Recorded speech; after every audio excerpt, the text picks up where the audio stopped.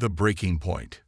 Commander Maya Chen stared at the holographic display of Earth's solar system, watching the blinking red dots that represented the approaching alien armada. 5 years ago, she had been a civilian engineer with dreams of building infrastructure that would last centuries. Now, she commanded humanity's most advanced warship, preparing for what might be their last stand. "How many?"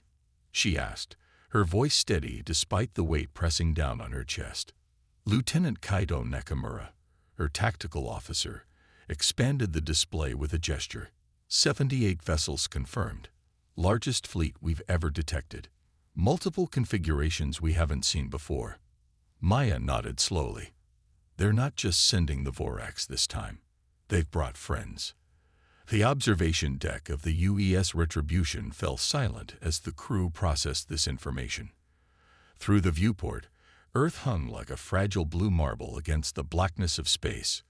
5 years of frantic preparation had transformed their world. Orbital defense platforms circled the planet like a lethal constellation, hidden beneath advanced cloaking technology. On the surface, bunker cities housed billions of civilians, while military installations concealed weapons that would have been unimaginable before first contact. All because humanity had learned the hardest lesson in the universe. They were not alone, and they were not welcome. The day everything changed. The Vorax ships had appeared without warning on a quiet Tuesday morning in May 2047. 17 massive vessels, each the size of a small city, positioning themselves in low Earth orbit. The world watched in awe as the first confirmed alien visitors announced themselves to humanity. Initial communications had been peaceful. The Vorax, insectoid beings standing nearly 3 meters tall with iridescent exoskeletons, claimed to represent a coalition of space-faring species. They spoke of cultural exchange, technological advancement, and a new era of prosperity for Earth. For 3 weeks, world leaders negotiated with the visitors. Trade agreements were drafted. Scientific delegations prepared for exchange programs. Humanity collectively held its breath, standing at what seemed to be the threshold of a golden age. Then, without warning or apparent provocation, the Vorax attacked. They didn't target military installations or government centers. Instead, their weapons struck population centers: New York, Shanghai, Lagos, Sydney, and dozens more. Within hours, 37 major cities were reduced to smoldering craters. 200 million lives extinguished in what later became known simply as the First Strike. "I still see Beijing sometimes," Maya said quietly, her gaze distant. She had been there when the attack came, attending an engineering conference. One moment discussing sustainable urban development, the next running through streets choked with dust and screams. "My parents, my brother, gone in seconds." Kaito nodded. Every survivor had similar stories. Everyone had lost someone. But what the Vorax hadn't anticipated, what the galaxy hadn't expected, was humanity's response. The Phoenix Protocol. The remaining world governments unified overnight, forming the Earth Defense Coalition. Old conflicts were suspended indefinitely as humanity faced existential threat. Scientists and engineers worked around the clock to understand and counter the alien technology. And they had one advantage: a damaged Vorax shuttle, recovered from the waters off the coast of Japan. "The greatest miscalculation in their history," said Dr. Eliza Washington, entering the observation deck with a tablet in hand. As the lead scientist of Project Thunderbolt, she had been instrumental in reverse engineering the alien technology. "They thought the first strike would cripple us beyond recovery. They never expected us to rally, and certainly never expected us to understand their tech so quickly." Maya turned to face her old friend. "What's the status on the prototype weapons?" "The quantum disruptors are online," Eliza replied. "All 64 of them. If our theories are correct, they'll bypass the Vorax shields completely." When the Vorax returned 6 months after the first strike, expecting to find a broken civilization begging for mercy, they instead encountered a unified Earth with hastily constructed defenses based on their own technology. The resulting battle lasted 3 days. Humanity suffered heavy losses, but managed to destroy 5 Vorax vessels and damage several others before the aliens retreated. The message was clear: Earth would not fall easily. A hostile galaxy. "Commander, incoming transmission from Coalition headquarters," announced the communications officer. The holographic display shifted to show Admiral Haskins, the weathered face of the EDC's military commander, appearing above the projector. "Chen, we've received new intelligence from our deep space probes. The fleet isn't just Vorax. We've identified at least 6 other species in the approaching armada." Maya felt a chill run down her spine. Confirmation of the Galactic Assembly's involvement. The Admiral's expression darkened. "It appears so. Our covert missions to the trading outpost at Proxima Centauri have yielded disturbing information. Earth has been officially designated as a prohibited development zone. Any species making contact with us without Assembly approval faces severe sanctions. So we're quarantined," Maya said bitterly. "Do we know why?" "Our linguistic AIs have pieced together fragments. There's something about humans being genetically unpredictable and having dangerous adaptive capacity. One intercepted communication referred to us as the descendants of the world breakers. This wasn't entirely new information. Since recovering the Vorax shuttle, humanity had learned bits and pieces about galactic politics. The Galactic Assembly governed interspecies relations across this arm of the Milky Way, comprised of 27 spacefaring civilizations. Earth, it seemed, was being deliberately isolated. And now, perhaps, eliminated. The Assembly has apparently sanctioned this attack as a containment action," the Admiral continued. "They're not just coming to conquer us, Commander. They're coming to end us." Project Thunderbolt. After the second Vorax retreat, humanity had 5 years of relative peace, 5 years spent preparing. Underground cities were constructed. Military technology advanced decades in months. The reverse engineering of alien technology progressed at an astonishing rate. And secretly, hidden beneath the Atlantic Ocean, Project Thunderbolt brought forth humanity's answer to the existential threat: the UES retribution. "We're not just fighting for survival anymore," Maya told her crew as they gathered in the ship's command center. "We're fighting to send a message to the entire galaxy." The retribution was unlike any vessel ever constructed by human hands. Its hull incorporated materials that absorbed rather than reflected energy weapons. Its propulsion system used principles of quantum tunneling that even the Vorax hadn't mastered. Most importantly, it carried a weapon that Dr. Washington's team believed could change the course of the conflict permanently. "The Cascade," Eliza explained, activating a simulation on the main display. "Based on our analysis of Vorax communications, we believe the Assembly species share a fundamental technology for their FTL travel and weapons systems, a specific subspace frequency they consider stable and safe." The simulation showed a wave pattern expanding outward from a central point. "The Cascade generates a disruption in precisely that frequency. Any system operating on it will experience catastrophic failure. Ships, weapons, communications, all disabled simultaneously."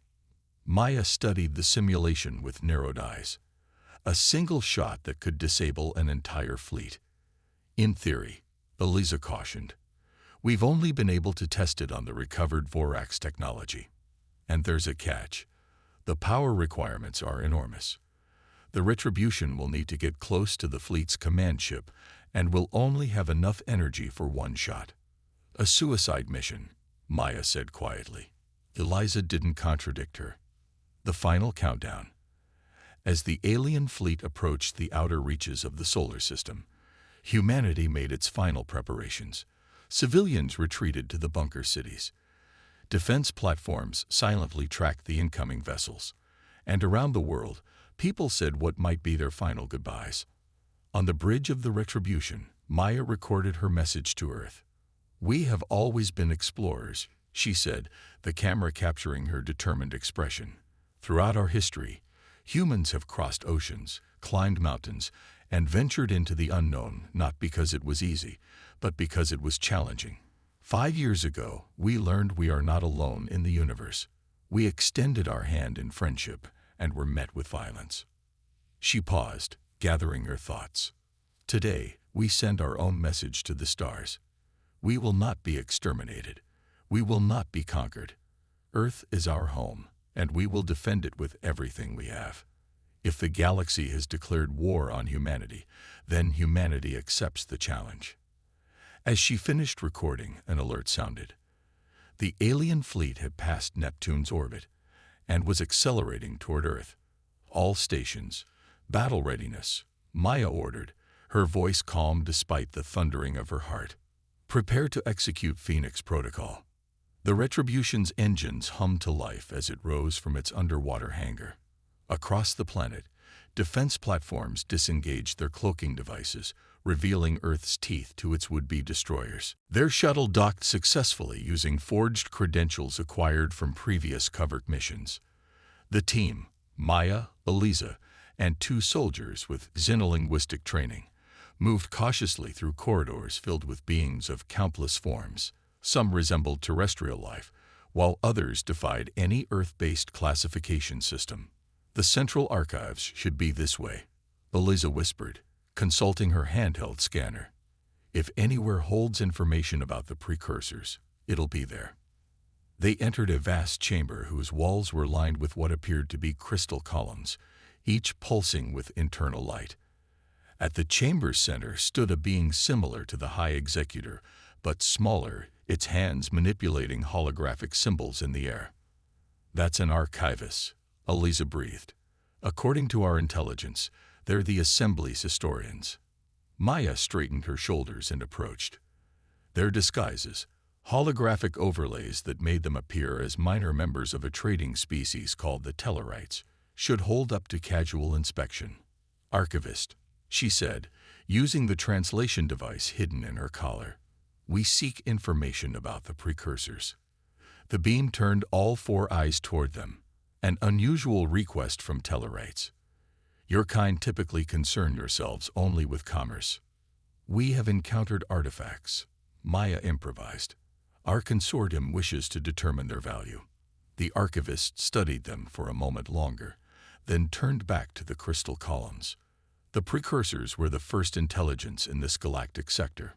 Their civilization spanned thousands of systems before your species had even mastered fire. They were creators, builders, and eventually, destroyers.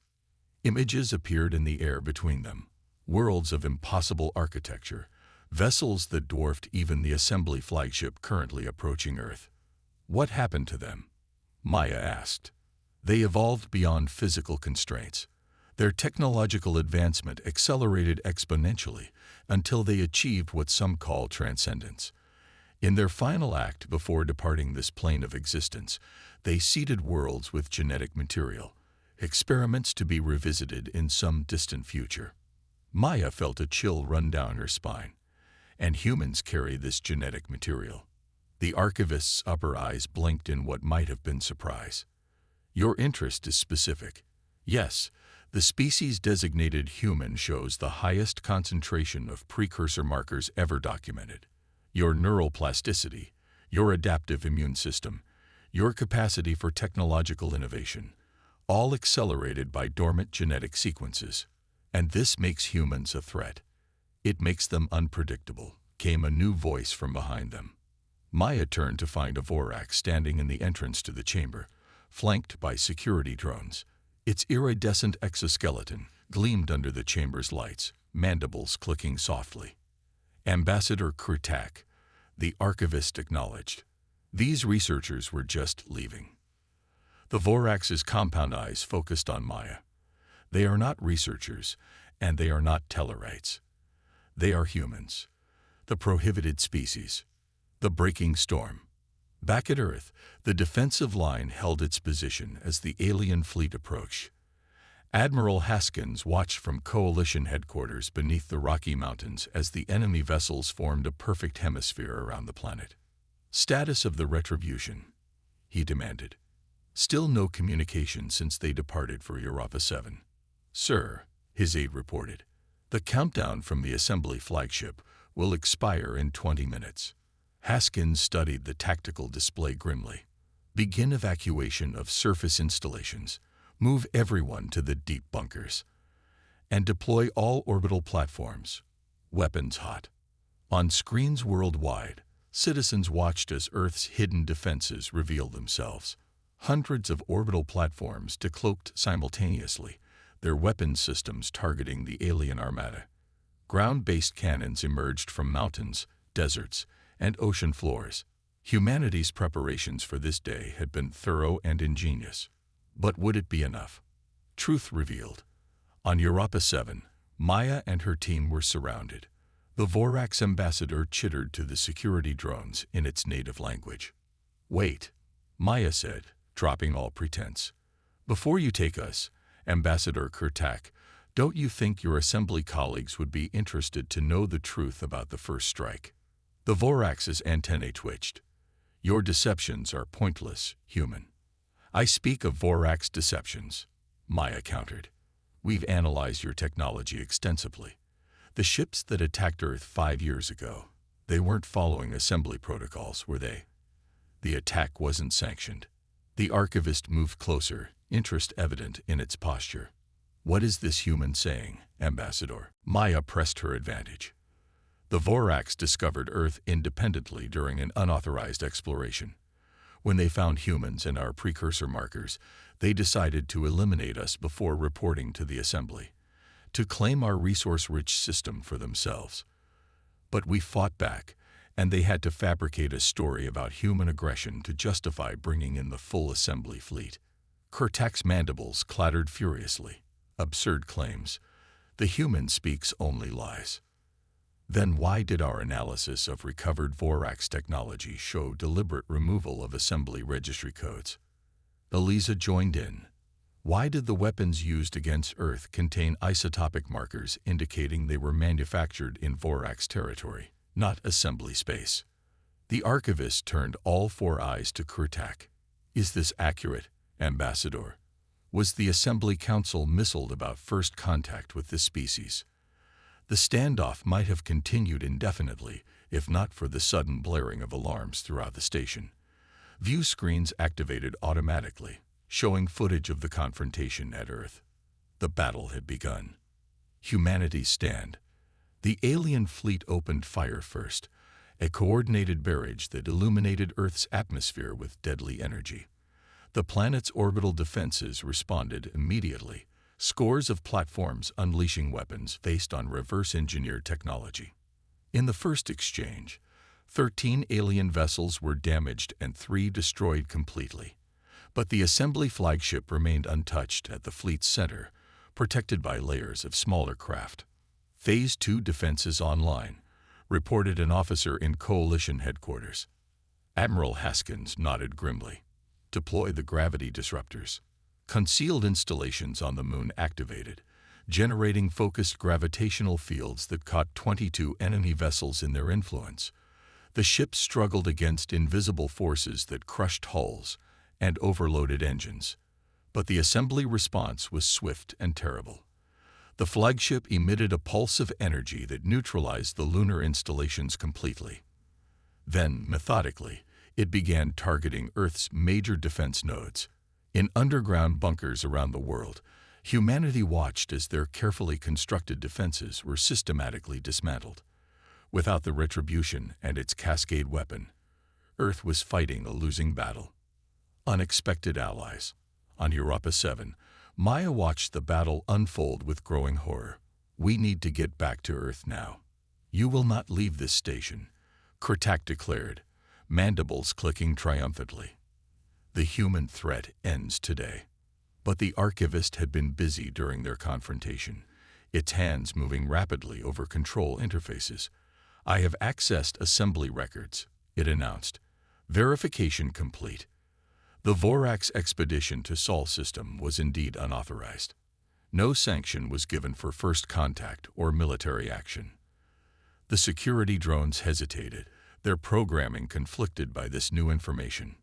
Furthermore, the archivist continued, "I have found evidence of deliberate data manipulation in the Assembly Council briefings regarding human aggression." Kurtak lunged toward the controls, but Maya was faster. Years of combat training allowed her to incapacitate the Vorax with targeted strikes to vulnerable joint sections. The ambassador collapsed, mandibles still clicking in fury. "The assembly must be informed," the archivist declared. "This action against Earth violates our most sacred principles." "There's no time," Maya replied urgently. "The battle is already underway. We need to get back to the Retribution." To her surprise, the archivist bowed slightly. "I will assist you, and I am not alone in my concern about this violation." The Retribution. The UES Retribution emerged from its hiding place behind Mars, engines at maximum as it raced toward Earth. On the bridge, Commander Rodriguez watched the battle with growing desperation. The defensive line was faltering. Earth's weapons, though advanced by human standards, were being overwhelmed by the sheer force of the assembly fleet. Still no contact from the commander's team. Communications reported. Rodriguez made the decision. "Prepare the cascade. We'll proceed with the primary mission." As the Retribution approached the battle zone, sensors detected a small craft on an intercept course. A shuttle of unfamiliar design, but broadcasting Maya's emergency codes. "Hold position," Rodriguez ordered. They made it back. When Maya entered the bridge minutes later, she wasn't alone. Behind her came Dr. Washington and their 2 team members, but also the archivist and representatives from 3 other species Rodriguez didn't recognize. "Status report," Maya demanded, retaking her command chair. "Earth's orbital defenses are at 37% capacity and falling," Rodriguez replied. "The assembly flagship is preparing to deploy what intelligence suggests are atmospheric ignition weapons." Maya turned to the alien representatives. "You've seen the evidence. Will you help us stop this?" The tallest of the aliens, a being with translucent blue skin and elongated limbs, stepped forward. "We represent the Conclave of Truth, a faction within the assembly that has questioned the Vorax narrative from the beginning. We cannot stop the fleet directly, but we can authorize this." It handed Maya a crystal data key. "Assembly override codes," the archivist explained. "They will allow your transmission to reach every vessel in the fleet simultaneously, bypassing command filters." Maya nodded grimly. "Prepare the cascade. And open a channel using these codes." Humanity's message. The face of Commander Maya Chen appeared on communication screens throughout the assembly fleet. The battle paused momentarily as captains and crews were forced by the override to receive her transmission. "I am Commander Maya Chen of Earth," she began. "You have been deceived. The Vorax first contact with humanity was unauthorized, their attack unprovoked. We have provided evidence of this deception to representatives of the Conclave of Truth, who stand with me now." The camera widened to show the alien representatives. "Humanity never sought conflict with the galaxy. We defended ourselves against extinction, as any species would. Now we offer you one chance to withdraw. Assembly vessels, stand down immediately or face the consequences of your violation." On the flagship, High Executor Zarveth raged against the override, ordering his technicians to cut the transmission. But the Conclave codes were too deeply embedded in assembly systems. "Your threat is empty, human," he responded finally. "Your defenses are failing. Your extinction is inevitable." Maya's expression hardened. "Then remember this moment, Executor. Remember that we offered peace before we showed you our true strength." She signaled to Eliza, who activated the cascade weapon.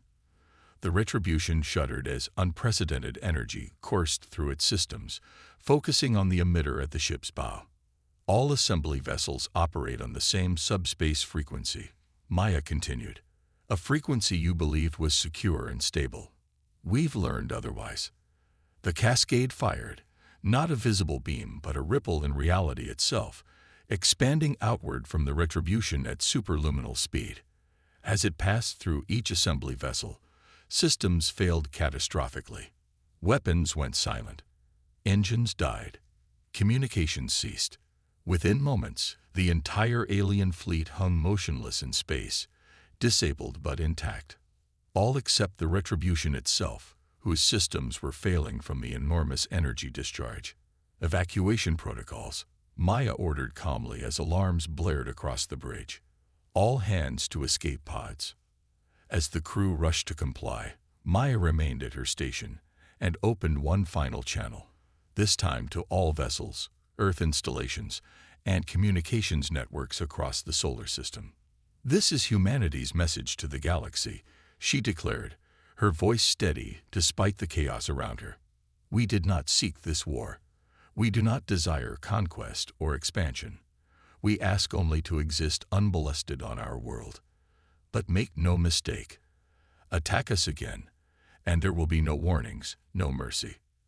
The Retribution's hull began to breach as structural integrity failed. "Earth is our home. Humanity will defend it. Today we disabled your fleet. Next time, we will destroy it. This is not a threat. This is a promise." Maya stood from her command chair as the view screen showed the first escape pods launching from the dying vessel. "Tell your assembly this. The children of the precursors have awakened. We are humanity. We come in peace, but we are prepared for war." A new chapter. 3 months later, Maya stood in the newly constructed Hall of Unity in Geneva, watching as human representatives signed the first official treaty with the reformed Galactic Assembly. The Vorax delegation was notably absent, their membership suspended pending investigation of their actions against Earth. "Did you ever think we'd end up here?" Eliza asked, joining her at the observation window. Maya shook her head. "Fighting for survival. Yes, securing our place among the stars. I wouldn't have dared hope." The conclave representatives had proven true to their word, using the evidence of Vorax deception to force a reassessment of humanity's status. The disabled assembly fleet had been allowed to depart, minus their weapons systems, which Earth kept as both trophy and insurance. "They still fear us," Maya noted, watching the alien diplomats who moved cautiously among their human counterparts. "With good reason," Eliza replied. "The cascade worked beyond our wildest expectations, and now every species in the assembly knows that humanity can bring their technology to a standstill with a single strike." Maya's expression grew solemn. "That knowledge is our shield now. Peace through strength." Outside the hall, reconstruction continued around the world. Cities were being rebuilt. The bunker complexes were being repurposed as research centers and living spaces. And in orbit, new ships were under construction. Vessels designed not just for defense, but for exploration. "The archivist tells me they've opened their historical records to us," Eliza said. "Everything they know about the precursors, our apparent ancestors, is now available for study." Maya nodded. "I've seen the preliminary reports. If even half of it is true, we have an extraordinary heritage to reclaim." As they watched the treaty signing conclude, Maya felt a complex mixture of emotions. Pride in humanity's resilience, hope for a more peaceful future, but also vigilance, knowing that their place in the galaxy had been secured not through friendship alone, but through the demonstrated will and capacity to defend themselves at any cost. "What do you think happens next?" Eliza asked. Maya gazed at the stars visible through the hall's transparent ceiling. "We step forward," she said simply, "into a galaxy that now knows exactly who we are." Humanity had been tested, nearly broken, but ultimately victorious. And the message had been delivered with perfect clarity. Earth was not to be threatened. Humans were not to be underestimated. The galaxy had been warned.